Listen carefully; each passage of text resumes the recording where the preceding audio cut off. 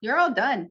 I gave it to you on February 19th. You're all done. 90 days. Come on, I'm just getting my 90 stuff days. together. I've been doing, you said we're gonna just put that aside right If now and worry about the you're other stuff. clean. We'll worry about the other things. Okay, so put, no, come on, please. 90 days. This guy got the easiest break of his life back in February and somehow turned it into a disaster in record time.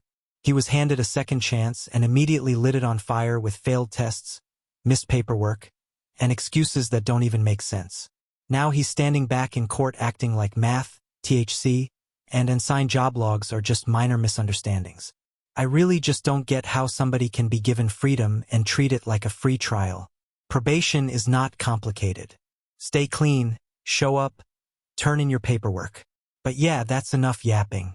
Let's dive in here. We will go on the record in the matters 20 CM 234, 21 CF 130, 21 CM 199, State of Wisconsin versus Benjamin Flannery. The state appears through DOC agent Leah Lineweber. We have Mr. Flannery in person as well. We're set here today for a probation review hearing. We were here on February 19th, in which the court did provide specific orders and conditions for Mr. Flannery to meet to avoid having conditional jail. He was serving some conditional jail or in custody on a warrant and facing conditional jail.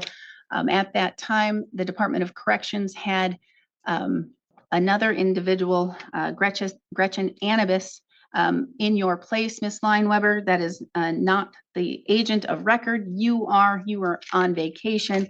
And so she had notes about the case, and there was a recommendation from your standpoint and Department of Corrections standpoint, but now you are back from vacation and you can provide the court with an update on where we are now from February 19th and where Mr. Flannery is as and if he is actually meeting the conditions of the court.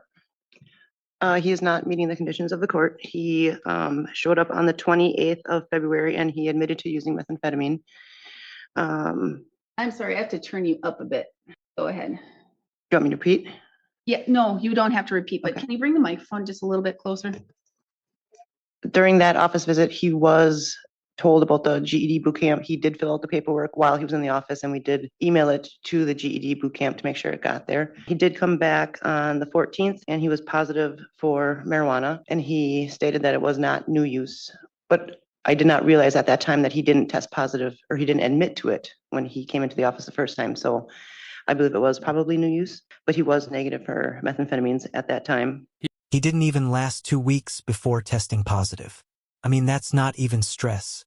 That is a decision he made almost immediately after getting a second chance. Like, I could almost bet while he was in that hearing, he was probably just thinking, if I get out of this, I'm just going to use instantly. Like, when somebody burns through leniency that fast, it just tells me he never respected it to begin with. Probation is supposed to be the wake-up call, not the after-party. The freedom can't motivate him for 14 days. I feel like nothing will. And this dude might be thinking that's just bad luck. But that's literally just zero discipline and zero fear of consequences. He has not handed in any of the job logs, but he did state that he was hired full-time with his wife's uncle, I believe. He was told that he needed to bring in documentation, like fill out the days and the times and have the boss sign it, verifying that that's what he worked. And he was supposed to bring it to court today, and he has not. Okay. Mr. Flannery. All right. So you were here in court on the 19th. You then saw your DOC agent on the 28th, and you admitted to consuming methamphetamine, correct? Correct. So from February 19th, in which you were in court, and the court set very strict conditions and did not order conditional jail, you used methamphetamine between February 19th and February 28th, correct? Yep. And then between February 19th and March 14th, you used, at least you used THC marijuana, correct? Correct. Now, I have a notation that you've paid in your probation cases. Is that correct? Have you made any payments? Yeah. When did you make payments? I made after the first 2 weeks, because you said $50 a week. After the first 2 weeks, I paid 100. I paid 50 last week, and I have 50 this week, Friday.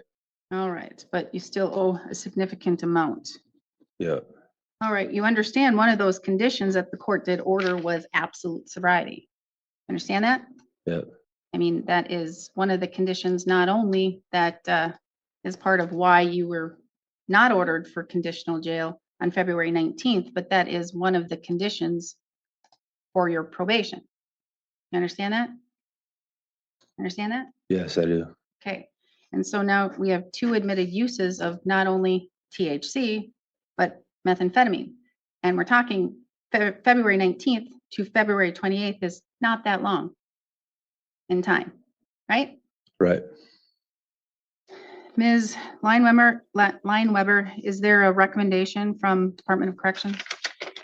There was not. You don't have a recommendation? No, I'm sorry. I just assumed we would bring it to you and then you would decide what you Okay. wanted to do. Mr. Flannery, is there anything that you want to tell the court or you want to let me know?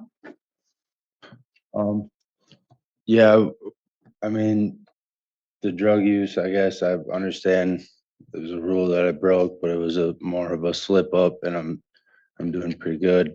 Your eyes look kind of bloodshot right now. Yeah, it's windy and cold. I've been outside all morning. If I get you tested right now, you're not going to test positive? No. Blaming bloodshot eyes on the wind in a probation hearing is wild. No grown man walks into court looking like that because of a breeze outside. And I'm sure this judge has heard every single excuse in the book. And this one isn't even close to convincing. Like, it's honestly almost insulting how lazy that explanation is. Like, at least come in with something believable if you're going to try it. The court has seen this pattern 1,000 times, and it never ends well. Okay. What else? Well, now that I've been working full time, I can make my payments for sure. And who are you working for? M5 Construction is the company. His name's Kevin Miller. Oh, I know Kevin Miller. Yeah, And who is he to you? he's my uncle-in-law. So I have one memorandum from the Department of Corrections from March 17th. I had another memorandum, but I don't know which file that was filed in. But I do remember there was another one filed from a different date prior to the last probation hearing. Maybe it was just what Ms. Annabus told the court. Did you file a memorandum prior to the last hearing?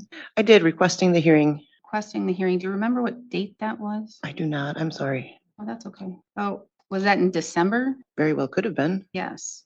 December 23rd, 2024 was a memorandum requesting a hearing. He wasn't paying his fines and fees. He didn't get his GED. He didn't complete the AODA. Oh, that's another reason. That's what we discussed, the AODA last time and with the absolute sobriety. All right. Anything else that you want me to know, Mr. Flannery? I guess not. All right. Well, based upon what occurred on February 19th and based upon what occurred between February 19th and today, the court is going to order 90 days of conditional jail to start immediately today. You will be taken up right now. 90 days conditional jail. Can I get one more? Nope, you're all done. I gave it to you on I've February been- no. 19th. You're all done. 90 days. Come on, I'm just getting my 90 stuff days. together. I've been doing, I gave you leniency on give me February a chance at 19th. least to, I gave you a chance I on know, February but 19th. please, come on, I please. gave you your chance on Judge me, February 19th. please. You have not done your AODA since I sentenced you, Mr. Flannery. You said did I about the sentence you? AODA, When did I sentence you? you said about AODA, remember you said we're gonna just put that aside right If now and worry about the you're other stuff. clean. We'll worry about the other things. Okay, so I'll And you were do the clean and AODA. sober. Nope, I'll do the AODA then. 90 days. I'm Bring him signed up upstairs. to do my We're GED. adjourned. Your Honor, please, come on. 90 days. No. Come on, please. 90 days. 100 days. What? You just swore. 100 days.